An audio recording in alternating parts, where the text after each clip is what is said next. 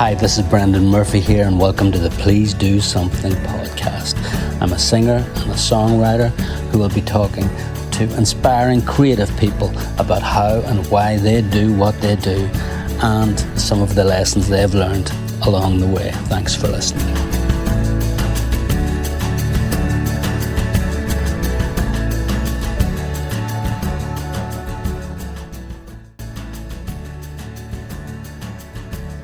As the four of us prepare to release a brand new album in 2024, I got the chance to sit down with my good friend Greg Canty over a series of episodes and talk about the albums that brought us to this point. In our first conversation, we talk about our debut album, Songs for the Tempted. Let's get into it.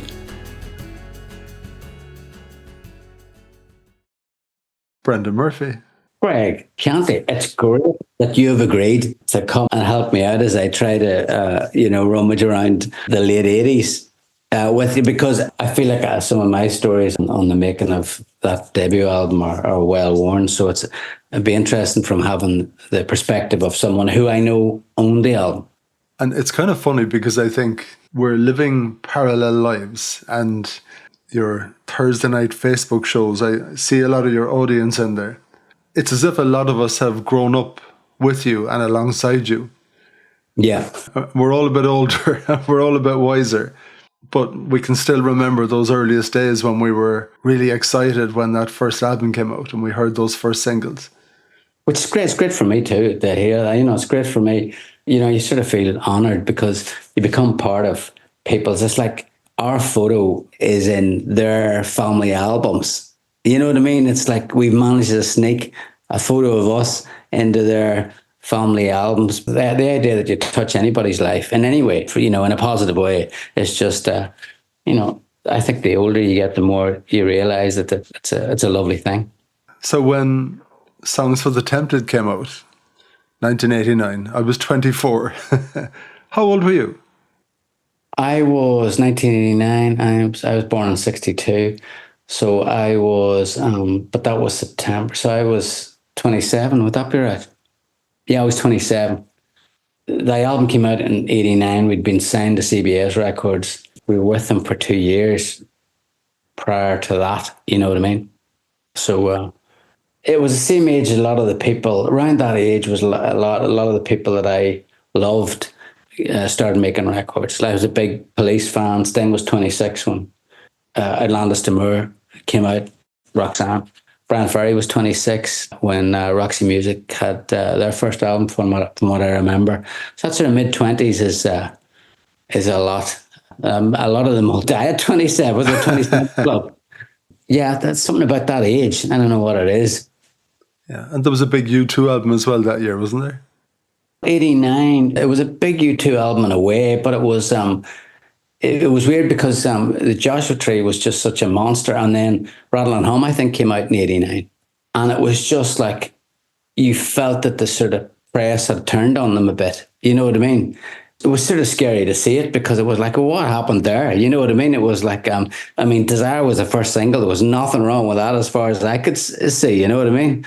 But that's a good record. But of course, then they came back in 1991 and kicked everybody's ass with Actung Baby, you know? Yeah. So only a couple of years later. So, and they're the boys really, aren't they? But did you pip them to Best Album of the Year, Best Irish Album of the Year? We did that year, I think, in one publication. I think Hot Press, maybe. It's a very small. I wouldn't go bragging about that one now.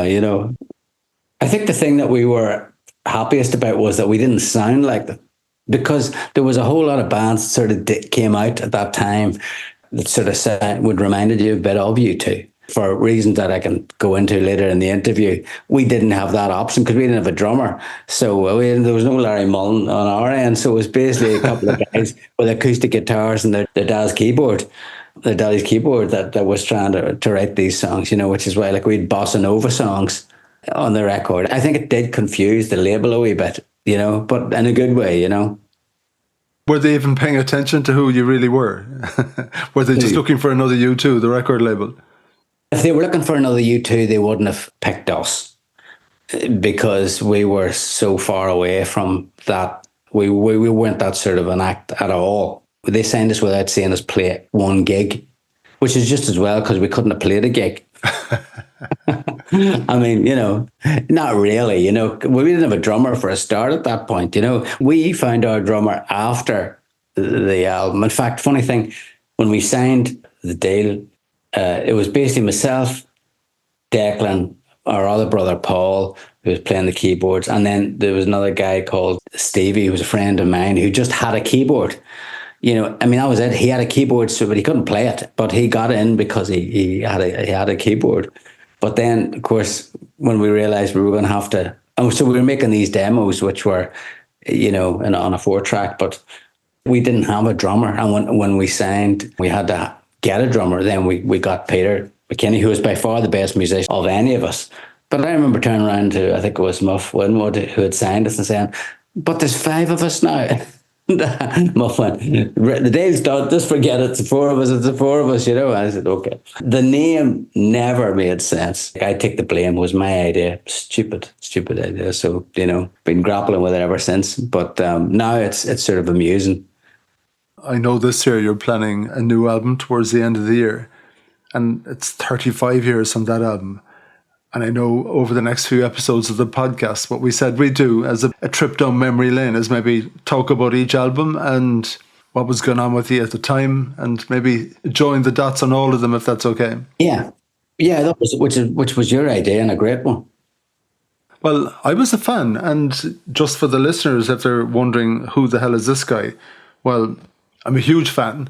I would have heard the album at that time.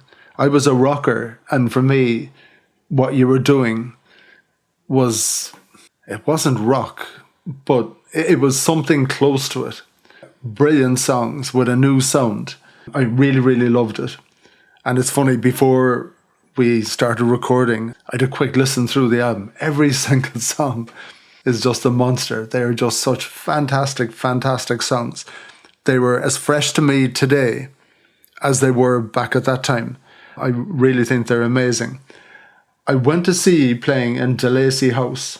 And we think Mr. Google is so wonderful and everything. So I did a quick Mr. Google of the 4 of us in DeLacy House, just out of curiosity whether there's any record of that gig ever, just to try to satisfy myself what date that would have been. It's lost. That gig never happened, according to Google, Brendan. Wow. Yeah, I mean, there's a few of those. To be completely honest, I don't remember that gig. So, I mean, it's not just Google. I'm trying to remember. When I think of Cork gigs, I think of Cork City Hall, which was crazy. And I think of, where was the upstairs place? There's a place upstairs in Cork. I think we played Sir Henry's. Yeah. So there are some of the Cork venues I remember playing on that Songs for Tempted. But as I said, we made an album that was really... studio based, and then had to learn how to play it. It's hilarious. It was like, I remember when our drummer came in, Peter, when he saw what we really didn't have it together at all, We knew how to play all, but it was with a lead into a 4-track recorder, and we were good so that when we got into a proper studio, we were handy because that's all we sort of knew, And I haven't said that we'd busked in France, so it wasn't like we didn't know how to play in front of an audience.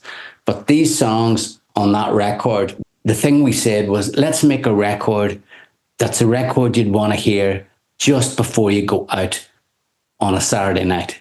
That's what we wanted to do. So I remember I was like, I'm going to be so excited when I'm singing. So I'm like, if you listen to the record, I'm going, oh, no. I'm like, basically like, it's I'm on speed like for the whole record, because I was just, this is the record we're going to make, It is that record, though. There is all of that energy to it. I mean, it did become that, I think, for the people who bought it, which was, a lot of 15 and 16-year-olds. Well, I was 24, so I wasn't quite the teenager. That DeLacy House gig, by the way, I said there wasn't 20 people at it. It was one of those nights. Was there not? Okay, well, maybe I've blanked it from memory. So if there wasn't 20 people at it, it must have been like in the spring of the first single was out, maybe February, March, April, long before the album came out. Yeah, it was probably a weeknight or something like that. Yeah, okay. It was in exactly the same year of the City Hall gig. To the best of my recollection, that was a New Year's Eve gig, was it? No, it wasn't a New Year's Eve gig, but it was a Christmas gig. It was that whole tour for in Ireland for Songs for Tempted happened in the end of November. It ended actually on I think the 23rd of December, because the last show was in I think the Newramore and Carrickmacross. The previous 2 nights, we did 2 nights in the SFX, 21st and 22nd of December, 2 nights in the SFX. But yeah, I mean, that was some journey from 7 months earlier playing to practically nobody to we've some video footage of that Cork City Hall gig. I mean, how health and safety, they literally just jammed as many bodies as they could into that huge room, you know. And you lived that journey. You lived that 7 months. That must have been incredible, was it? It was incredible. And I remember, you think you're in control. It was like being carried on a wave and not knowing where that wave was going to crash, you know. But at the start, it was just like, you know, I think the label had more faith in us performing live than they should have had. So we started out doing shows where people were looking at us, and we didn't have you know, it wasn't the record. Like, I mean, we were getting our act together. So we had to get good fast. I mean, that really what it was. And we lost a member. We lost the original guy along the way because he literally couldn't play. I mean, he could not play. Was he your Sid Barrett, was he? I mean, God, I mean, I feel sorry for him because just was like a rabbit in the headlights, didn't know you know, whereas the pressure to get good on a stage fast, it was pretty, you know, but these were all nice problems to have, you know, I mean, with the best will in the world, because at that point we had made the record and the record was good. We had that bit sorted. The thing that was clever about us, which was we'd sort of got a deal without having done all those gigs around the country and in the rehearsal room, you know. Like, I think Declan told me the Doors rehearsed for a year before they went in to record the first album. And when they came out, they were just, you know, so whereas we did it the arse way around, we did it the other way. So then we really had to figure out how the hell. It was like we were a cover band for our own album, but we never would have made the choices that we made with arrangements, with the rhythms. We never would have made those choices if we had been a garage band and tried to bang it out in a garage. It would have been a very different sort of a band. And to be honest, not a band that we would have been that interested in being. You know, I mean, we were listening to things like Remaining Light by Talking Heads and Nightclubbing by Grace Jones. We weren't listening to rock and roll bands, really, you know. Yeah, you weren't Led Zeppelin. No, we weren't listening to that. I mean, you know, we were listening to, it was like Surprise Me. And we didn't have any of that sort of blues type guitar-y. In fact, guitar solos like would have been, I don't think so. It was a bit of that new wave ethos, really, you know. Closest garage band that influenced us was sort of Talking Heads, who became more interesting as they sort of moved with each album. So with us, it was all about, let's try surprising arrangements, like putting a bossa nova rhythm with an acoustic guitar. And tell me, the record deal, how did that come about? We bust in France and bought a load of electric gear, brought it home, and then set up in the garage. I bought a drum kit. And we started trying to do it that way. And it was like, it was god awful. I mean, well, you know, but we said, no, we had a bit of money left over, let's buy a portable studio. And then we can make our own soundscapey type music. And, you know, we're not tied to this with what we can actually play at the time, you know. And, you know, in today's world now, that's not that unusual. People are making music on laptops all the time. But back then, to be doing it that way was unusual, to be starting off with that sort of approach. So we did a couple of songs that way. And I remember thinking, you know, because I was interested, I had friends who were in bands that were gigging around college and stuff like that. And I remember thinking, no, we're going to need a different sort of approach. What if we record 12 songs of the whole album on this 4-track recorder and then make videos for each one of them? and then approach the labels with this thing that has already been done. And the Old Grey Whistle Test, which is a program we watched a lot, at one point they had a competition, a video competition. So we decided to take one of our songs and see if we could enter it into that competition. We got a lend to the school gym to lend us it for a Saturday. We set the gear up there and we shot half it there and half it in various parts of our house, like under light bulbs and stuff like that, with our mum and dad's camcorder. Declan was at art college, so we edited it to the track using slow motion and sped up footage, a song called Home Is Where the Heart Is. And we missed the deadline for the Old Grey Whistle Test. We missed it. But a month or two later, weirdly enough, then there was an Irish show called MTUSA, which was, again, it was an Irish MTV, really, and it was huge. It was huge. It was huge. It was MTV for a generation of there's so many, it broke a lot. It was an Irish version of the phenomenon that broke so many acts who had really strong videos, and they had a competition. We're going to air the top 10 videos on this show, which had a huge teenage following, and ours was one of the ones that was picked. And when it aired, a guy called Richard O'Donovan, who later then went on to be, I think, an A&R guy for Ireland, he was working in Wimbledon at the time, and he got in touch with us and said, I really think you guys have got something going on. I said, yeah, we know. At that stage, of course, you're cocky, you just think that everything's, so this, of course, this is going to happen. And we said, we know. And he said, I want, what if we give this to, I know the guy who does A&R in Ireland. And I said, what about the guy that does A&R in England? Do you know him? And so then we met a guy called Thomas Black, who ended up managing us for a while, actually. But he was the A&R guy in CBS Ireland. And we said, look, can we talk to your UK counterpart? And that was Muff Winwood, Steve Winwood's brother, who's head of A&R at CBS Records. They flew us out to meet them. I actually remember saying, we had no manager or anything. We were sitting there and I'm sitting talking to him. I said, look, I remember saying, I wouldn't sign you if I was you, Muff, but I wouldn't sign us. But, why don't you hang on for a year until we get these 12 songs done, the 12 videos, because we're going to go around all the record companies. And of course, I knew he didn't want to hear that, really,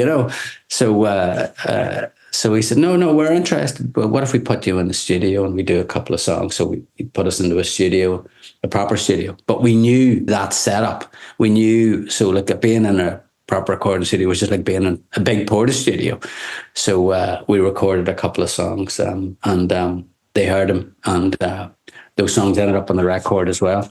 And then when we signed our record deal, actually, we went to various different producers and different studios for making the record, but CBS wisely said, why don't you go back to the studio that you did your demos in, which was this little studio in Randallstown called Homestead Studios. And that's where we made Songs for Temple. We went back in there then, and when they signed us, and we made the whole record there. Were you not disappointed you weren't recording in London or LA or New York? Not at all, no. There's a guy called Robin Miller, a lovely guy, a blind guy, and he produced Sade's Diamond Life album, and among other things, a brilliant producer, had a huge, beautiful studio, and we did a couple of demos with him. Muff, I think CBS then thought that they didn't have and he was right, he thought that they didn't have the sort of, that we were better back at home. The original demos had more. And we were happy to do that. So the album sort of, I think, was co-produced by us and a guy called Mark Faraday, who we just really liked. And he wasn't one of the, he was a sort of young guy. And the studio was just very informal and there was no real pressure. So we made the record there. Now, it was mixed in London. And and then I think then there was an extra track. The song called Fool for Temptation was added at the very end. And that's when we had a drummer. So all the drums on that record are actually programmed, apart from the drums on Food for Temptation, which are played by Peter McKinney. Okay, so should we listen to the track that got you signed? Home Is Where the Heart Is. Home is where the heart is. And it's a demo, isn't it?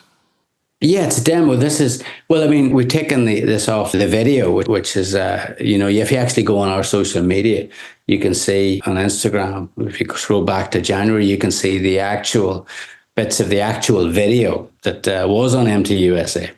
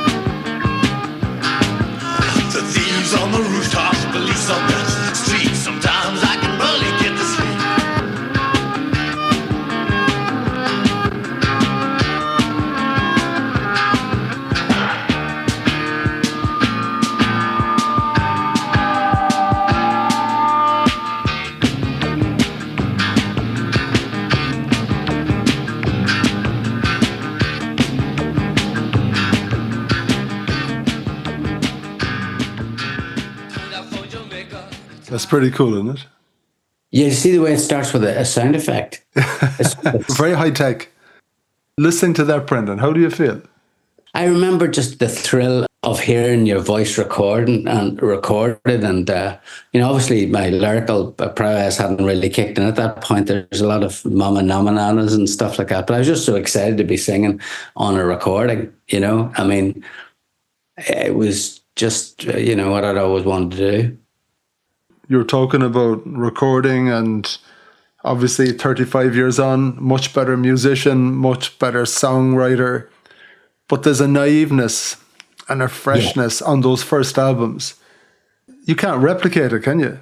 No, absolutely. You just, no, I mean, that was like, it's any more than you can replicate an old photograph of yourself. Yeah. You can look at it and just look at an old photograph of yourself and go, I vaguely remember being that guy. But but there's a lot of water under the bridge since then.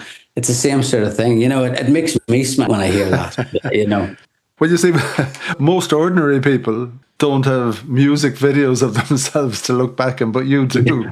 And it must be the strangest thing.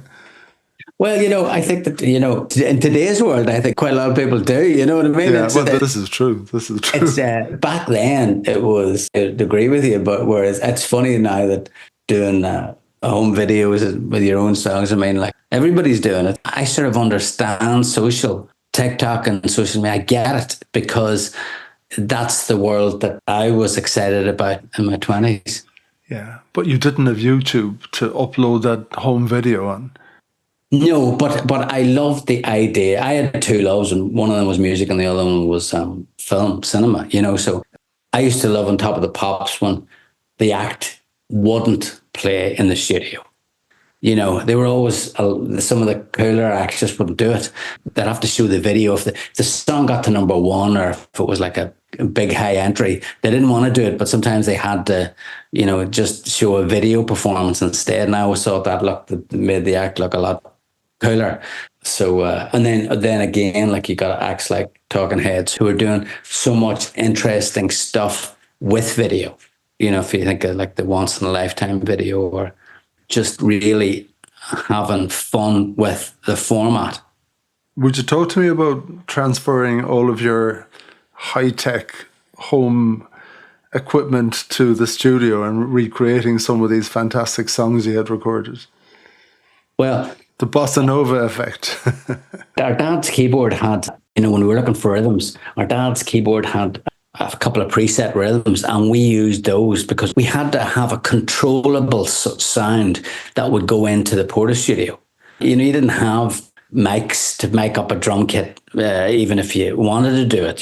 We didn't really, whereas the sound coming out of the Portage Studio was already controlled, so you could just jack it straight in. Unfortunately, it was like things like bossa nova rhythms, which are like, what the hell are you going to do with that? What's an Irish bloke going to do with a Latin rhythm? But we were desperate, so I mean, we actually wrote 2 songs with exactly the same rhythm for songs to attempted bossa nova rhythm at the same speed, I might add, which is, I think, One Strong Hammer and what became the first single, Just Can't Get Enough. I remember when that record was finished, we went, geez, we've got both these bossa nova songs. This was when vinyl was obviously still king. We said we'll put one of the bossa nova songs on side 1, and we'll put the other bossa nova song on side 2. And maybe people won't realise it's exactly the same rhythm that we use. And Mary was the same. There was like individuals. You could use if you wanted to put a snare sound, you could hit a keyboard or a timpani. And when we're trying to put a rhythm behind Mary, I've just put the timpani rhythm up and literally just hit a bong, ba bong, bum, ba bum on the. I said that'll do as a click track now. That's the speed of the song, and then we do the acoustic over it. And then when we did the demo, it had this sort of weird charm. So much so when we went in to make the record, we said, well, let's try and make it sound exactly like the demo. So instead of getting a drum kit over it or trying to, it had, just this drum kit, and, the string section again was from a keyboard. So I think in many ways we tried to stay pretty faithful to the demos when we went into Homestead. And we had, as I said, we'd gone into with other producers over in the UK, and we realised that our instincts were pretty good when it came to recording in a bigger space. We'd heard all these nightmare stories of people who make great demos and then they go and make the record and it sounds nothing like the demos, but it's the version that goes out and everybody thinks that's what the band sounds like. We didn't want to be that, so I think we kept the record when it came out sounded pretty close to the demos that had been recording, apart from the fact that Declan chickened out of singing on a lot of the songs that he was singing on in the demos. Like he was singing on like Love with Christine, which we've got here actually. I sang on the record, but on the demo, you can hear that it's actually Declan who's singing on the demo of it. Will we give it a blast, will we? Yeah, let's give it a blast.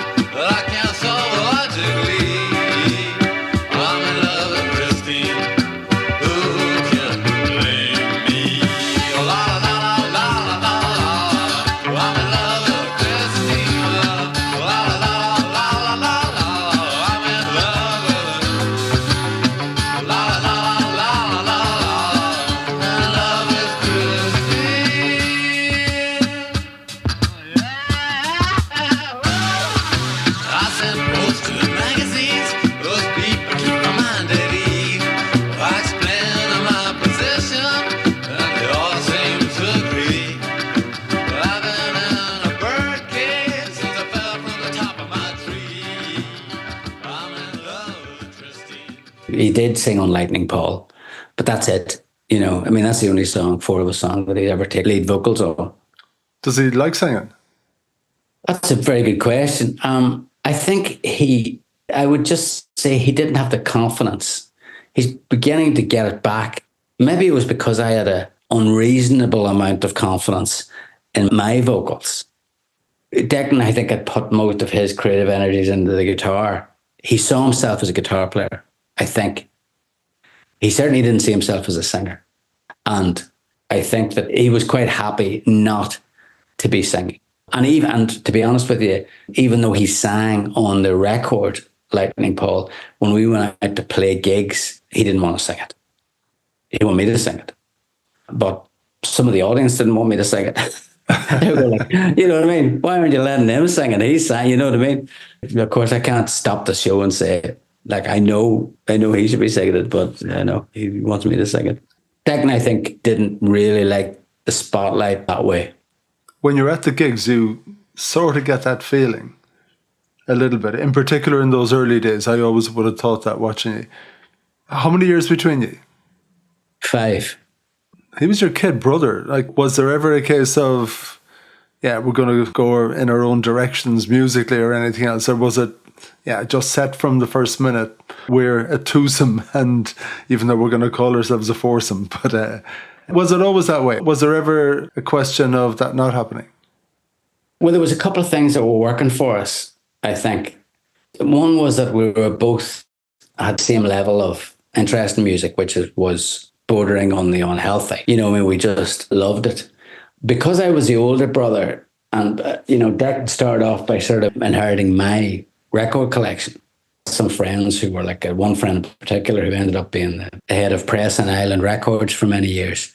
And this guy was a guy who always was ahead of the curve in terms of new music. And, so as a result, I ended up being ahead of the curve because I was hanging around with him. So he would spot new acts before they were coming out, and those acts would invariably go on to do bigger things. So Declan then became ahead of the curve, but big style, because he was 5 years younger. So we had a similar interest in the similar sorts of music. So that worked for us, but we're very different. Declan's methodical. Yeah, he'd be patient. I'm impatient. He loves the guitar. I love singing. He really enjoys recording, putting that together. I really enjoy performance.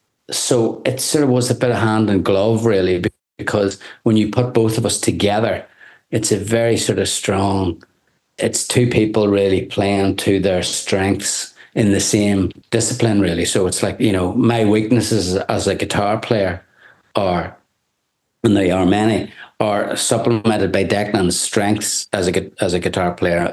My disinterest in the intricacies of recording are matched by Declan's interest in the recording process.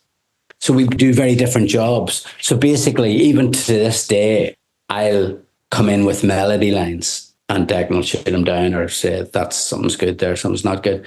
And I'd come in with lyrics and Declan say that's good or that's not good. Equally, Declan spend all night trying to get a bass part to go with the guitar part or change the drum rhythm. And he'll stay up all night and I'll come in at 10 o'clock and I'll go, that doesn't work.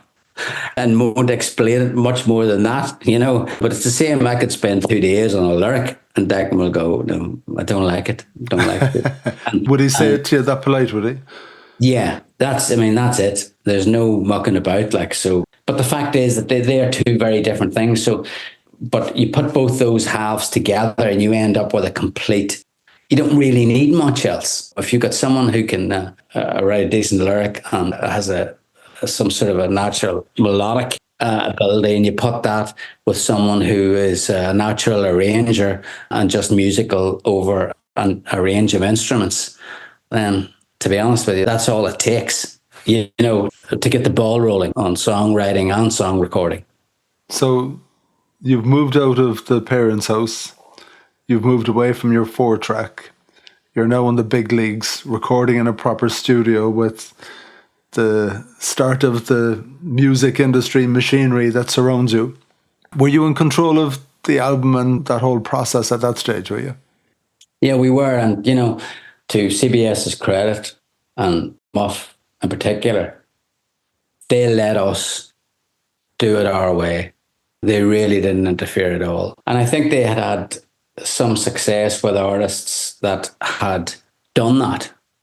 That was all about to change over the following years for CBS Records, as artists that they give them enough rope to hang themselves. So people like Terence Trent D'Arby went off and did his own thing and the results weren't what they wanted. Or even George Michael, they wouldn't have been too happy with the direction after he made Faith. They thought, well, let's have Faith too. And that's not what he wanted to do. But everything was geared up for that. So when he was starting to make albums like called Listen Without Prejudice with a black and white photograph of a bunch of people on a beach or whatever it was, that's not what they, I remember being around when that was going on. And at that point, the label started trying to second guess the artist. But understandably, because they had a couple of big examples of letting an artist do it their way that either didn't work or didn't work the way they wanted it to work, But when we did Songs for the Tempted, it was that honeymoon period where artists were getting it right, doing things their own way, be it Shadi or George Michael or any of those people. And the people that came in their wake, like ourselves, were given the same sort of leeway, which was fantastic. So no, I've only really good memories of all the people that worked in that label back in those days. I guess that's when the magic happens. And recording that album in the studio, was there a moment, Brendan, when you're listening back to the tracks? Obviously, they're not all finished yet, but you're thinking, oh, wow, this sounds really, really good. Is there any song that stands out to you during that recording process that you think, ooh? I think that Declan would agree here, but there's a lot of songs we thought that doesn't sound as good as the demo. We were pretty tough on everything. We sort of thought, oh, does that sound as good as the demo? I'm not sure that it does. Yeah, it was just different. But it was funny taking those songs and putting it into something that was, we were trying to get so much energy into the recordings that we were going, is it too much energy? Is it, we sort of overcooked it? No, we were second guessing ourselves, but you just had to let it go. That's a thing. To be honest, we've been doing it ever since, second guessing ourselves. And, it's not, you just got to let it go. It is what it is. But yeah, no, we were happy enough. Let's put it this way. We were happy enough. We thought, no, this is pretty good, Will you talk to me about Washington Down? Washington Down. Really what happened was I figured out at about, I was just turning about 18 maybe, and I couldn't play any instruments. And I knew at that point I wanted to write songs, and Declan could play instruments. And I had another friend called Kieran Goss, singer who we were both studying law at the time, who's a great guitar player. And I was sort of trying to get them to teach me something. My style of playing the guitar when I was doing it, I think they both thought, oh, Jesus, well, what are we going to do with this guy, So somebody, I'm not sure whether it was Kieran or whether it was Declan, suggest a thing called G tuning. Basically, what it does is it means that you just tune strings in a way that when you play them, not doing anything with your hands, it hits the chord of G. So when I discovered this, it was like, this is amazing. I sound like I can play the guitar, even though I can't really play it. And then I just started mucking around with that, and I got a couple of you put your hands in the same place. So I just kept moving my hand up and down without changing it. And then I wrote the lyrics for Washington Down over a melodic change and brought it to Declan. And I think Declan said that's the first time when he thought, this guy can write songs. I think he was surprised at that point that I'd written something that he thought sounded like professional, if you know what I mean, because he knew I couldn't play the guitar, you know what I mean? So it was like, well, he can't play the guitar and he still managed to come up with that. He always loved the song. And the lyrics in the song were sort of, at that point, I had a lot of friends that were going into careers, and I still couldn't let go of desire to become a musician, even though I was studying to become a lawyer. And it seemed like a bit of a pipe dream. So much so that I wasn't really talking to other people about it, actually. There's lines in that song about, wait for love, for you know love can wait, look for danger before it's too late, from the past just how fast time can come. I remember thinking, if I don't go for this, I can imagine myself being 60 and wondering, what if was that a mistake that I didn't give it a shot? So I thought, if I write a song that reminds me that you should go for it. So it's sort of written from the standpoint of an older guy talking to a younger guy. But the irony was I was a younger guy. This is like your mission statement to yourself. Yeah, it sort of is, yeah. And it was a funny thing because the line that goes, an Englishman you understand, but really what I'm saying is, It's like a wink. It's an Englishman. I'm trying to sort of like, I mean, again, it's just stupid. I'm sort of going Englishman. It's not an Irishman. It's not me. It's sort of a message to him. But I wouldn't write that song that way now. I'd probably write it in a more direct way now. Whereas if you look at the lyrics, you can interpret that song in a number of ways. But that's actually what it was written about. Yeah, that's a beautiful song. When I think about that album, I think about the star songs on the album. We'll come to that a bit later. But for me, that's the Superstar Brendan Murphy song. That's just something from the gods. It's just absolutely amazing. Can we listen to it? Maybe the live track from Vicar Street. Is that okay? Yeah, no, absolutely. Yeah.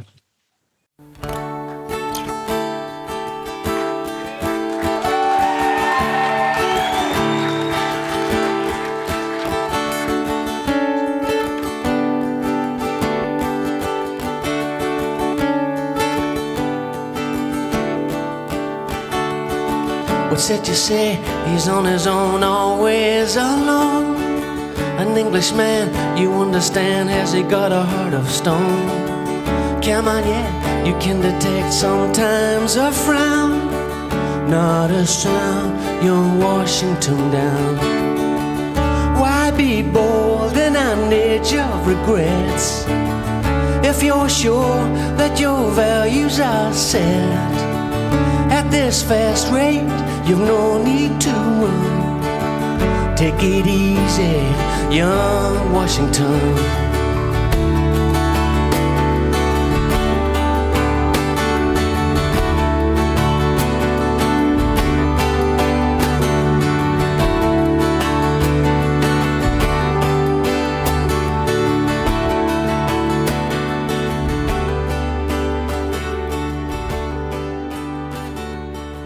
Wow, it's just a giant of a song. I think in a funny way, as the four of us' music has progressed, I've realized that a lot of the big songs really were the songs that didn't have all the bells and whistles on them, if you know what I mean. So and I think we've got better at spotting that and making records that reflect that. They're still giants of songs. As I said earlier, I just remember going like, just imagine making a record. Because the big thing when I was a student was that people were always trying to hog the cassette deck. It's like people had made their own mixtapes of like, you know, and you'd have a mixtape for like maybe this is the Saturday night when we're going out. This is what I play. I play this followed by that, followed by that. It's on my tape. I remember thinking, imagine if you made a whole record that people just went, no, we just put this album on now, and then we're going to hit the town after. This is going to sort of pump us up, and then we're going to hit the town.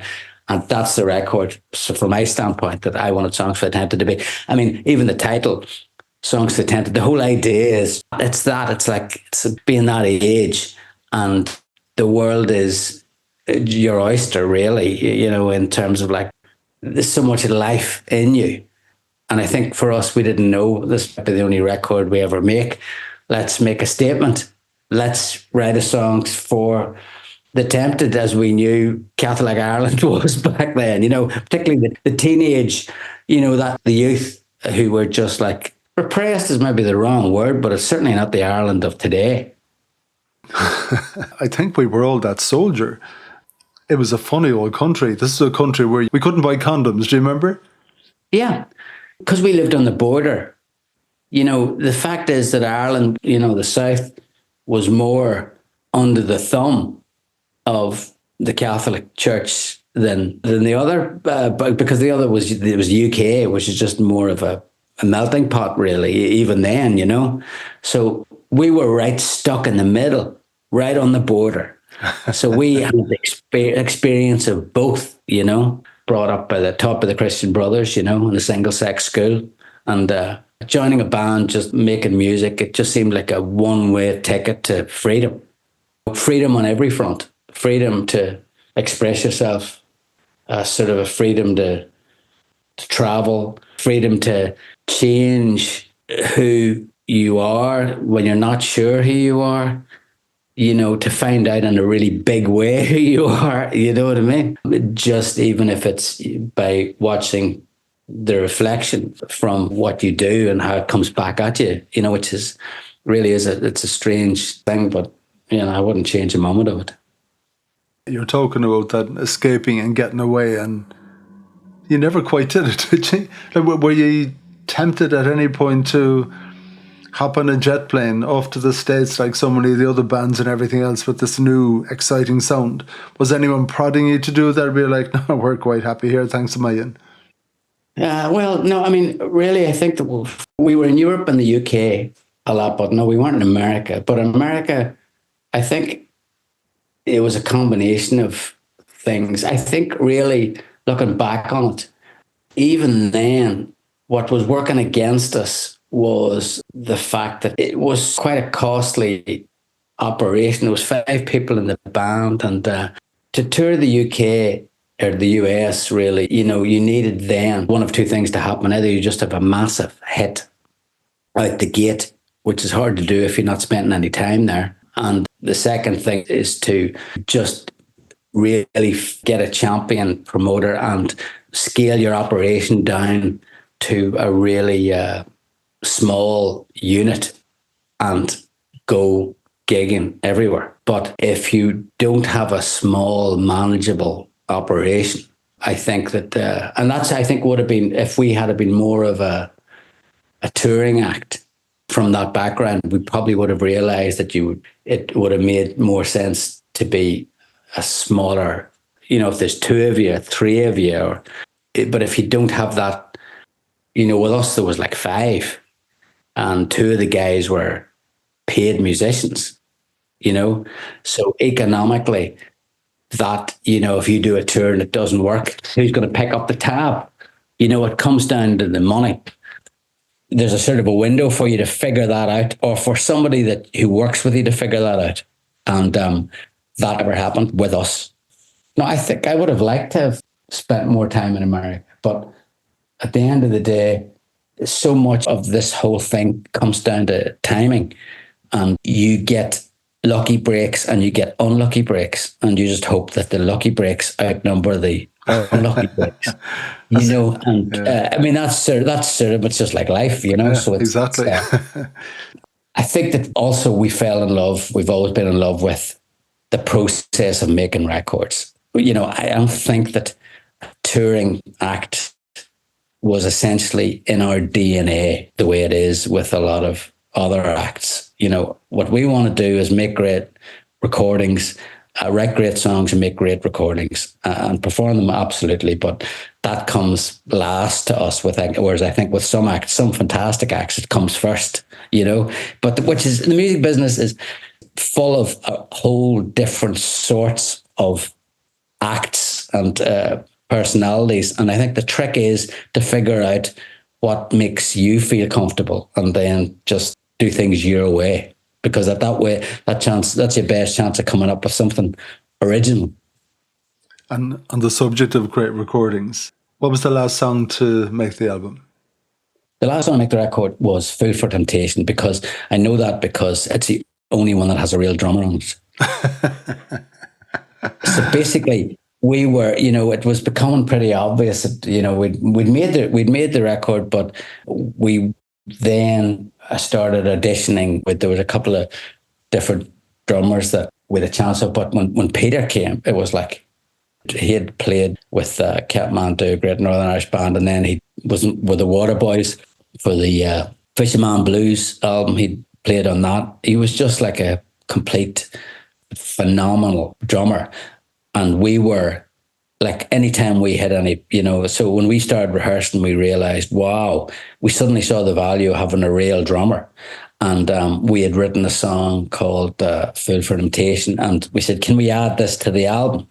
And so they booked us a studio in London, and they booked us a great guy to record it. The guy's name is Michael Brower. Michael Brower is a legendary American mixing guy. I think he's remixed Blood on the Tracks, and he's worked for everybody, Stones, and I think he did their IMAX movie, but he recorded that with us and Peter playing the drums. So that was the last song that's recorded on that, and the only one with real drums. And that was transition between, that's what was the start of us becoming a different sort of an act. And the second album then was done practically the opposite way. The second album was done with us all in the room playing together, like those bands that we talked about, because we went from not having done shows to touring so extensively that we could make our second album that way. The album cover, that iconic cover that I think a lot of people associate with the four of us, where was that shot? That was shot on the set of our very first video for our first single, which was Just Can't Get Enough. And again, I think it was Joe Donnelly was the head of press at CBS Records. She cleverly said we should send a photographer to just shoot you while you're shooting your video. It was just such a clever idea. And the video itself, the guy that we got to do it for the first single, who Just Can't Get Enough, was a guy called Peter Scammell. Peter Scammell had shot two videos that I loved, Peekaboo, which was Susie and the Banshees, and he had done the live Brian Ferry video for, it might be Boys and Girls, or maybe an album after that. But he was just great with shadows and shadow and light. And we ended up in this massive big warehouse. And Lawrence Watson, who has shot Oasis and Paul Weller and stuff like that, he was a young photographer at the time. We were setting up with a white screen behind us, and he just caught that cover shot. And in fact, the back of the album is the close-up of me. That became the cover for Mary. And it's also the back of the... so you see half of my face, but the other half is actually the camera, is the back of the camera. And then the rest of the boys are in are blurred out. So when we saw those photos, when they came back, we were sort of stunned. We sort of knew you can't beat a good photograph, and you can't beat two good photographs. So, do you remember getting the album in your hand for the first time? Yeah. Where were you? Oh, actually, there's somebody else I should thank as well, actually, now to think about it. A good friend of mine, James Napier. You'll never guess what my original idea for the album title was. Oh, go on. Oh, it was bad. It was bad. It was really bad. Zinger. Where did that come from? God only knows, but it's where it should have been. Just like it's. And I remember a friend of mine, James, who is a big music fan, but he's a barrister now, and he said, I said, what do you think of that as a title? He said, it is beyond bad. And I said, well, then let's see what you can come up with then. He said, well, okay, give me the record and let me have a listen to it. So when he listened to it, he went, but you're singing about temptation here and this other one. What about Songs for the Tempted? As soon as he said it, I went, that's genius. I said, that's it. He came up with a title. So I think I told Declan, and Declan went, oh yeah, because it was so great, because it did two things. It said that what we were interested in was songwriting, which is correct, and the second thing was it caught the mood of an album that sort of was talking about girls and just having a good time, and reputation, good and bad, not to worry. It's a very carefree sort of record, really. It was so appropriate for that age that you were at that time as well. It was kind of risky and everything else. It was everything. It was everything, and a fantastic rap for the whole album. So when you got the album in your hand the first time, where was that? Do you remember? I don't remember, but I do remember. I tell you what I remember. I remember the first time I got the CD in my hands. Yeah. At this point, CDs were not normal. Like when we went in to sign at the record shops, we were signing vinyl. We weren't really signing CDs. But the CD of Songs for Tempted was gorgeous, because when you opened it up, they had done the four of us in a sort of the way it was sort of red and black, and it was just beautiful. And I remember opening that up thinking, oh, it's like, this is like, it's like what Steve Jobs says about the computer. You just want to lick the screen. It was like that. I remember really realizing, I knew it was, the toughest thing to get is something that's timeless. And I knew when I looked at the CD, that's what we had.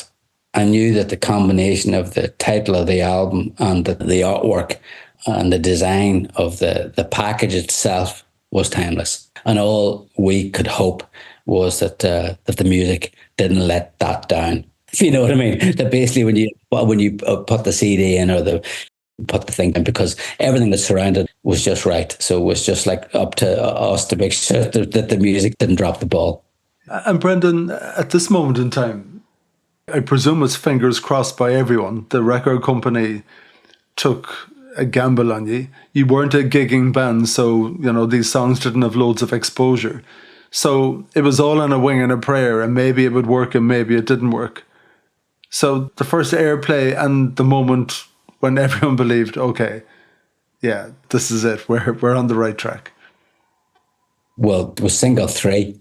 Yeah. So single 1 came out in the chart show, and then we realized that it probably wasn't the strongest song.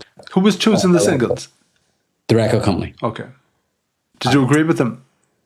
No, but we had, it's one of those ones you have to figure out what battles. It's like most things, you're sort of like, you don't lose the war, so you sort of got them, they have to win some battles, you have to win some battles, the way it should be. It's a team effort. So they had let us do a lot of stuff. But as far as singles are concerned, the bottom line is that we don't really know. We were so close to it at that point. You've listened to these songs for, at that point, years. You don't know what the big song is. I don't know who picked the first single, but it wasn't the right choice. And then the second single was Drag My Bad Name Down. And it did better, but this is it's a major record company and they're not mucking about. They want a big hit. And at that point, we started going, that this thing isn't kicking in. And then the third single, I think, came from the marketing department, who all loved the record, but they loved this song, Mary. I remember Ricky Ross and Deacon Blue, he loved that song as well, and he was on the same label, So gradually, at that point, after 6 months, the record had done the rounds in the building and among other things. And so word had got back that maybe this little song could be a big song. And so it was the third single. And when it came out, suddenly it was like, what's happening? It was, it's an unusual thing. I knew it was big when Daddy told me, because this is a story that you don't think is actually true, but it is true. Daddy said that the postman had whistled Mary when he was posting a letter through their letterbox. That sometimes I'll be in a room and somebody will sing Mary and they don't realize, basically because they see me and they go, hey, thanks, Mary. And then they don't even realize they're doing it. And it's a funny thing. So after that, it was sort of being carried on a wave. So I'm very grateful to that little song. As we said, it took you from 20 people in DeLacy House to the City Hall being dangerously packed out and the SFX and everything else. When did you write it, Brendan? That was the first song that was written for. That was written before I could play any instrument, really. It's nearly like a nursery rhyme. I was trying to figure out, could I write a song? And then I did a wee demo. I think it was Declan playing guitar on it. And my younger sister, Orla, who's 7 years younger than I am, she had the cassette that we did the demo on, and she sneaked it. She loved it. The song was written long before it was recorded. And then when we were making the demos, we started demoing it because we knew it'd be easy to demo because it was just a simple wee song.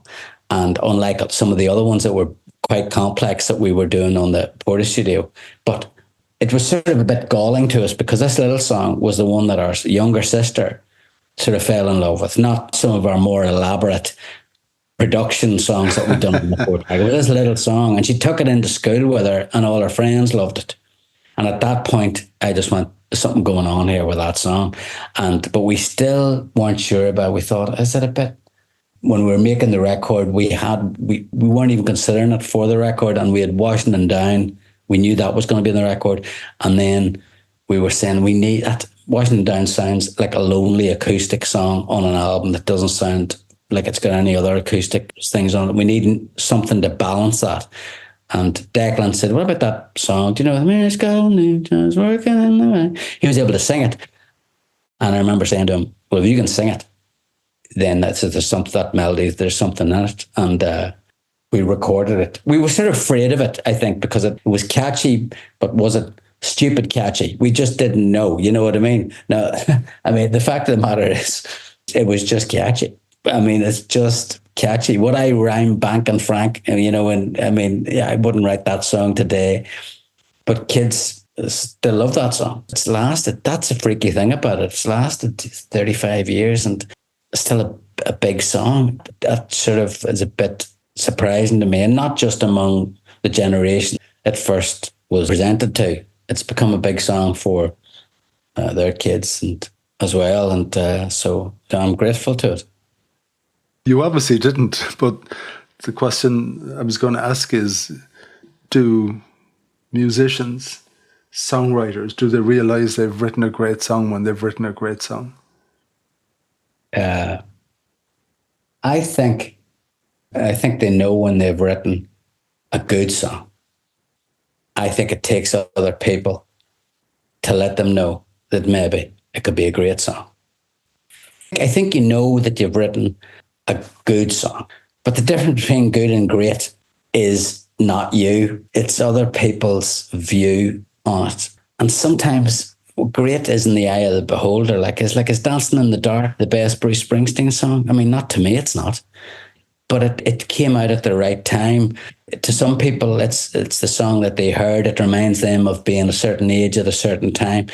Sometimes back then you could shove songs down people's throats. It's harder to do that now, but you can't make people fall in love. You can force feed them, but you can't make them fall in love with a song. I don't think there's too many people that would have thought Mary, that little song back then, was going to end up being... Some songs just have magic. There's two magical things in Mary, I think. One of them is the story is so simple. And the second thing is the melody is so musical. And it also does a thing that is hard to do. I've been trying to do it ever since, and I've found it very hard to do, which is that the verse and the chorus melodically are completely different, like radically different as in terms of melodies. But the actual backing track music does not change because I only knew 4 chords. So it's exactly the same chords all the way through, but the melody and the verse and the chorus are completely different. And that's hard to pull off, but if you can pull it off, it makes it a song very direct, if you know what I mean. Very simple. And sometimes simple is, I think as well as we get older, we tend to complicate, become more sophisticated. But sometimes sophistication is less viscerally interesting than just a direct, simple thought. So when you did have to go gigging with this fantastic album, promoting it, the first time when you're on stage and you hear your songs being sung back to you, in particular Mary, it must be overwhelming to have that crowd just blowing it back to you. And you've never experienced that before. Like, there had to have been a first time when you went, whoa. The first time I really went wow was when we played the Trip to Tip in Semple Stadium. You could sense that there was a huge part of the crowd that were there for us. You know, we were selling more T-shirts, I think, than anybody else in that day. And when an audience that big sings the song back to you, you sort of go, oh, wow. So this is what it's like to be a rock star. This is actually, you know what I mean? So it's suddenly you get a glimpse of what your heroes probably experience every time they walk onto a stage. But, you know, the funny thing is that I did the show last week and it happened. People say to me, does that song annoy you because you're sort of identified with that song? But you're lucky if you have a couple of songs that manage to transcend your sort of hardcore audience and get into this sort of public consciousness. in a way, particularly if it manages to do it for decades, then how could I have any ill feeling towards that song, you know? Well, I know when I had you on the Win Happy podcast in the middle of COVID, August 2020, and I think one of the first things you said to me about your musical journey was that you saw Elvis Presley on TV and you said you wanted to be like him. Was that when that moment came true? Yeah, that was a surreal sort of moment. Yeah, that was the first time when I realized that we'd made a connection that was that big with the album and with that generation of kids, you know, just a stadium full of kids who were all like sort of 16, 17. It was pretty amazing. Yeah. Yeah. Well, that time was, and Songs for the Tempted was an amazing album. So maybe we'll sign off on this first trip back memory lane, but by listening to Mary, and we might pick the track from Live at Vicar Street. Would that be okay? Yeah, absolutely. I think let's see if we can get the audience to join in the chorus. They have to. Anyone who hears this, they just have to join in. Well, Greg, thanks for taking me back there to 1989, Songs for the Tempted, our debut album. I'm looking forward to doing it again. Let's move on to maybe 1992 for the album that followed it, Man Alive, as we slowly but surely work our way up to the present day. I really enjoyed the questions and your company, and I hope the listeners got something out of it as well. So looking forward to doing it again on our next podcast.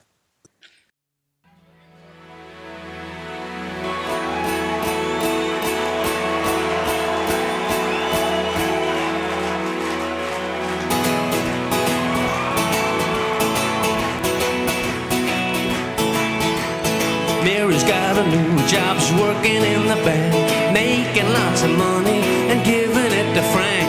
Frank's a married boyfriend, been that way for years. Slapped her in the face once, but says he loves her. Oh, Mary, why don't you have some sense? Please do something to restore my confidence. He's met another woman, traveling on his own. He wrote a loving message and left it by the phone. Mary still knows nothing is innocent as snow. Everyone has heard the truth, but no one lets it show. Mary, why don't you have some sense? Please do something to restore my confidence. Let it go, no.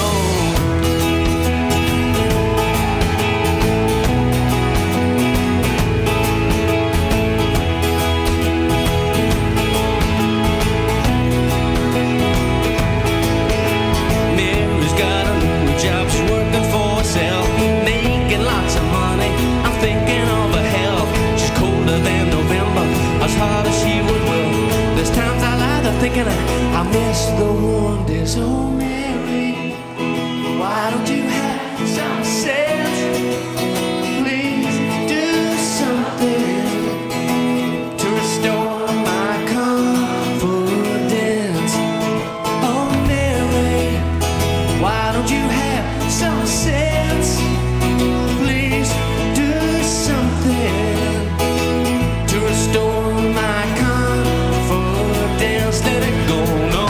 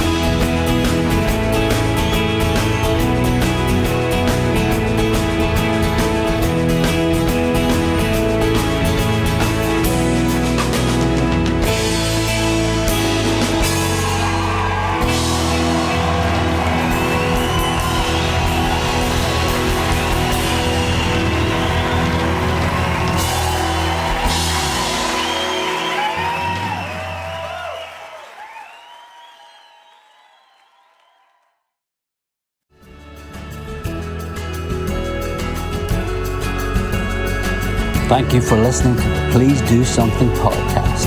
If you'd like to get in touch, just send an email to brianmurphy@me